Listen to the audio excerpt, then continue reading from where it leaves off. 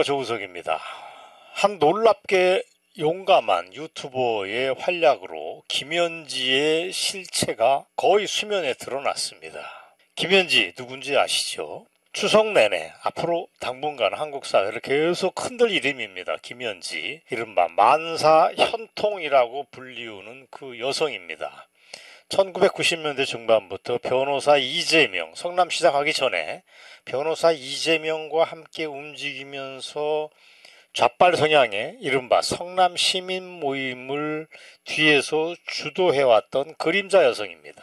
놀랍게도 그 여성의 뒷모습 아무도 몰랐습니다. 대한민국 언론이 이걸 팔려고 하지도 않았고 모두가 쉬쉬하고 있었는데 유튜브가 그걸 깠습니다.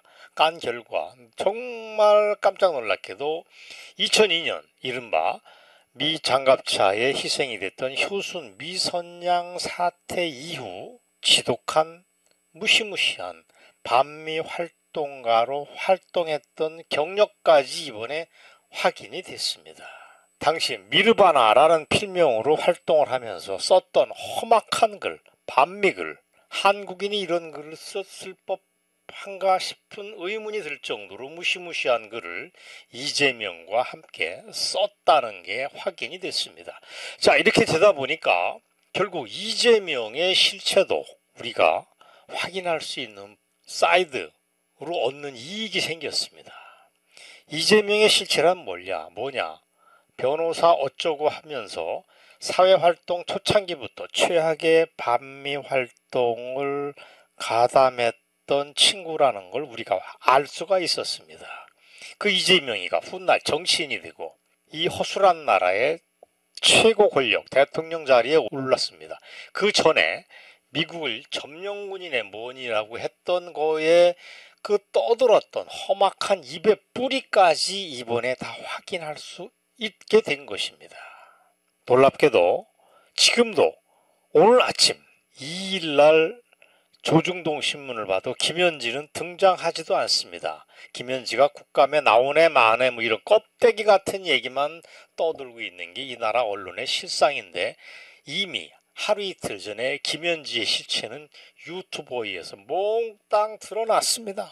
이 나라 미친 언론이 그걸 다 입을 닫고 있는 와중입니다. 그래서 저도 급하게 이걸 준비를 했습니다. 자, 여러분, 김현지하고 이재명을 엮는 게 이게 무리가 아닙니다. 성남의 변호사 시절 이재명은 자신이 받아야 했던 성공보수 금액 2천만 원을 바로 당시 성남 시민모임 사무국장으로 있는 김현지에게 넘겼다는 것은 이미 정치권에 알려진 얘기입니다.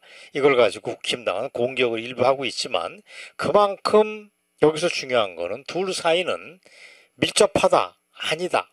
이재명의 측근이 김현지다. 이런 차원이 아닙니다. 둘은 한 몸이다. 공동 운명체라고 하는 게 확인이 됐습니다. 달리 얘기하면 경제공동체이자 반미공동운동체라고 봐도 됩니다. 옛날 박근혜 대통령과 최순실 둘 사이를 무슨 경제공동체다 뭐 이렇게 엮었던 건 그야말로 엮기 위한 엮은 거였다면 이거는 뚜렷한 실체가 있습니다. 하늘하고 땅입니다. 그래서 이번 사건은 제2의 최순실 게이트다. 아니, 그 이상이다. 조금만 기다리면 아마 추석 전후로 해서 대한민국이 흔들흔들 할 거라고 저는 믿습니다. 그렇게 되면 어떻게 되느냐. 지금 트럼프 대통령이 별르고 있는 게 이재명의 실체 아닙니까? 그 반미 과거도 20년 전, 30년 전 이재명의 쓰레기 같은 활동의 흔적도 다 드러나면서 결국 이재명이 더욱더 코너에 물릴 가능성이 높다. 국내 정치는 물론이고 국제정치, 대미관계 속에서 더욱 그렇게 될 가능성이 높다.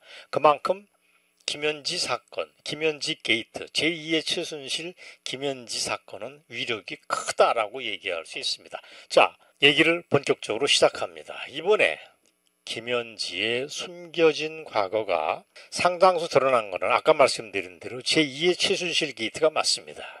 흥미로운 거는 그때 최순실 게이트가 일어난 시점입니다.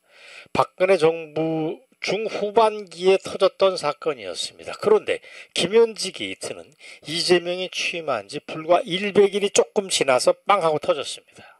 저는 이게 이재명 정권을 끝까지 뒤흔들 위력 있는 놀라운 후폭풍으로 작용할 거라고 봅니다. 그리고 파괴력은 얘기할 것도 없습니다. 당시 최순실 게이트는 정말 아무것도 아닌 거였습니다. 실체도 없던 거라고 아까 말씀드렸습니다. 완전히 박근혜를 끌어내리기 위한 용도로 없던 거를 부풀렸다는 걸 우리가 잘 압니다. 이면지 게이트는 다릅니다. 연말에 국감 때 국힘당이 잘만 활용하길 저는 기대합니다. 근데 국감 가지고 안 됩니다. 김현지 특검을 요구해야 됩니다. 김현지 특검. 김현지의 모든 걸 까발리겠다는 자세로 국힘당이 매달려야 됩니다. 그래서 물론 민주당 애들이 맞겠지만 장외투쟁을 해서라도 관철시켜야 됩니다. 국민적 요구다.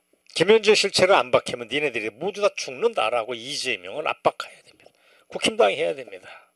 그렇게 할 경우 김현지 특검을 하고 할 경우 이재명 정부에 결정적인 치명타를 가할 걸로 보입니다. 그걸 새삼 기대하고 오늘 방송 그거로 위한 불쏘시개입니다. 자, 사실 지금까지 이재명의 문고리 권력으로 통하던 여자 전 총무비서관 김현지에 대한 궁금증은 사람들은 당연했습니다. 고위 권력 대통령을 측근에서 모시고 심지어 이재명 정권의 최고 존엄이란 말까지가 나왔습니다.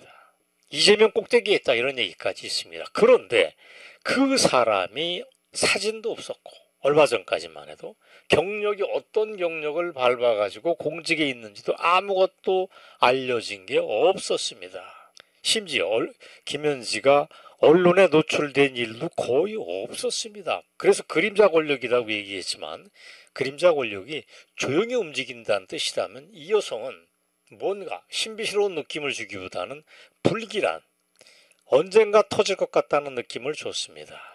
다만 김현지에 대해서 알려진 것은 그 여성이 이재명이 성남 시절부터 함께 움직였던 사람이다. 오래된 사람이다. 때문에 그가 이재명 정권의 인사와 돈을 주무르는 실세인 거라는 건 분명했습니다. 그리고 이재명은 결정적인 약점이 있지 않습니까? 입이 싼 거 아닙니까? 이재명 본인 입으로 김현지를 떠드는 어리석음을 범했습니다. 지난해 여름입니다. 이른바 8월달인가 7월달입니다. 이른바 고위공직자 워크숍이라는 게 있었습니다. 그때 김현지 이름을 이재명이 자기 입으로 콕 찍어서 언급을 했습니다. 장관, 차관, 정부의 국실장급 중앙부처의 280명이 쫙 모인 자리에서 자기 성남 시절 얘기를 무용담 삼아서 얘기를 하다가 그때 자시의 보좌관이었던 김현지가 기가 막힌 아이디어를 내서 이 일을 정말 잘했다.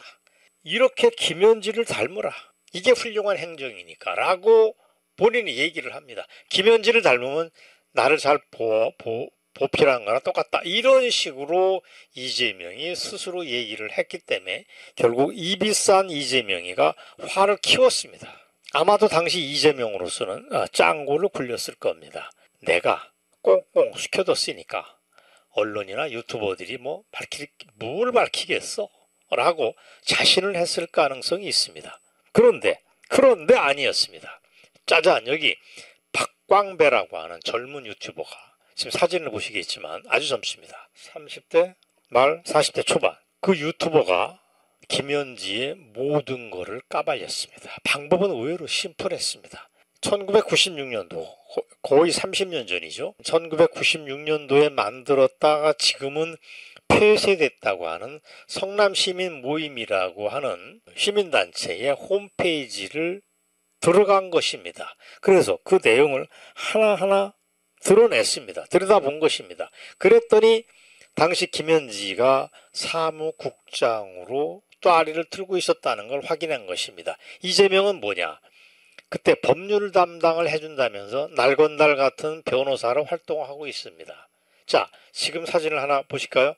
그때 홈페이지에 초기 화면에 하나를 캡처를 했습니다. 자, 보면은 법률 담당 변호사 이재명의 이름이 있습니다. 그리고 그 주변에 자기 친형인 이재선 이름이 등장을 합니다. 그때 이재선하고 사이가 나쁘지 않았던 이재명이 김현지를 끼고서 뭔가 시민운동을 한답시고 장난을 쳤다는 모습이 우리는 확인할 수 있습니다. 자, 이 사진에서 당장 김현지라는 이름은 노출이 안 됩니다. 그래서 사람들이 넘어갈 수도 있었는데 그게 아니었습니다. 박광배라는 유튜버는 그걸 계속 추적을 했습니다. 그랬더니 뒤에 숨은 여자 김현지가 짜잔하고 등장합니다. 그런 김현지는 누구냐? 지금까지 사람들은 혹시 전남대라고 하는 좌빨대학을 나왔거나 아니면 가천대 출신이 아닐까라고 추정을 했는데 아니었습니다. 아니었습니다. 그가 다닌 대학이 정식 대학이 아니고 사이버 대학이었습니다. 메트로폴리탄 유니버시티라고 하는 데였습니다. 자, 여러분, 메트로폴리탄 유니버시티라고 하는 대학 들어보셨습니까? 아무도 없습니다. 저는 여기서 느낌이 왔습니다. 대충 느낌이 왔습니다. 알조입니다. 이재명도 본래는 변호사 시험에 합격했지만 비천한 친구 아닙니까? 근데 그하고 엮여있던 김현지는 더욱 근본이 없었다는 뜻입니다. 비천하다고 하는 거는 문제가 될 거 없습니다. 사람이 다시 클 수 있는 거니까 문제가 안 되지만 김현지가 다녔다는 바로 메트로폴리탄 유니버시티라고 하는 대학이 간첩단 사건과 연루가 됩니다. 우리 예견이 맞습니다. 즉 김현지는 종북하고 연결되어 있다는 점이 확인이 된 것입니다. 왜냐? 그 사이버 대학 메트로폴리탄 유니버시티를 설립한 친구가 황인호입니다. 지금 사진을 보시겠습니다. 제가 동그라미 썼습니다. 왼쪽에 있는 황인호인데 그자가 누구냐? 조선노동당 중부지역당 간첩단 사건에 연루됐던 아주 불길한 자입니다. 이 간첩단 사건은 북한이 직접 내려보낸 고위간첩 이선실이라고 있습니다.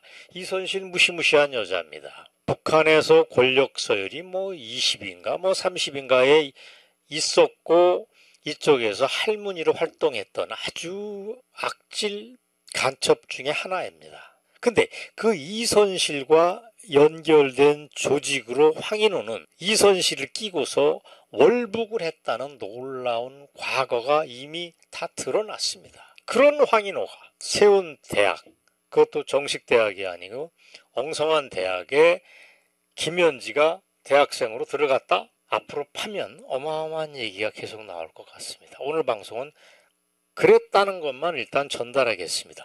그런 황인호는 그냥 이름 없는 사람으로 남아있지 않습니다. 훗날 이재명 대선 캠프에서 핵심으로 활동했었습니다. 그렇다면 우리가 상상력이 발동할 수밖에 없습니다. 이재명, 김현지, 황인호, 그 다음에 이선실까지 엮여가지고 도대체 이재명 주변에서는 어떤 일이 벌어지고 있는 거냐고 우리는 추정할 수밖에 없습니다.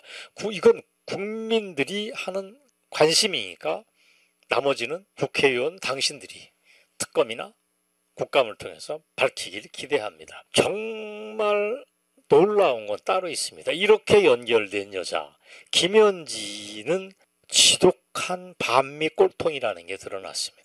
자, 지금부터 김현지가 활동했던 구체적인 걸 여러분들에게 몇 개를 보여드리겠습니다. 아까 말씀대로 그녀는 미르바나란 이름으로 활동하거나 때로는 미르바나 0415란 이름으로 활동했다고 합니다. 미르바나 0415. 근데 여러분 0415가 뭡니까? 우리 대한민국 사람들은 이게 0415가 그냥 흔한 비밀번호라고 생각할지 모르지만 아닙니다. 김일성 생일입니다. 김일성이가 1912년생입니다. 근데 4월 15일 날 태어났다고 태양절이라고 그래서 이북에서 난리치는 그 해가 4월 15일입니다. 김현지가 자기 닉네임에 썼다고 하는 거는 이게 뭘 뜻하겠습니까? 얘기 안 해도 뻔한 거 아닙니까? 나는 빨갱입니다. 나는 종북주의자입니다. 하는 걸 선언했다는 뜻입니다. 이걸 염두에 두고 짜잔 지금부터 김현지가 썼다고 하는 반미 투쟁의 길을 몇 가지 읽어보겠습니다. 머리털이 쭈뼛섭니다. 첫 번째 사진과 함께 보시겠습니다. 제가 읽어드립니다. 조지 부시입니다. 조지 부시의 망발을 여러분 들어봤습니까? 뻔뻔한 나라 fucking USA 이렇게 됩니다. 와우.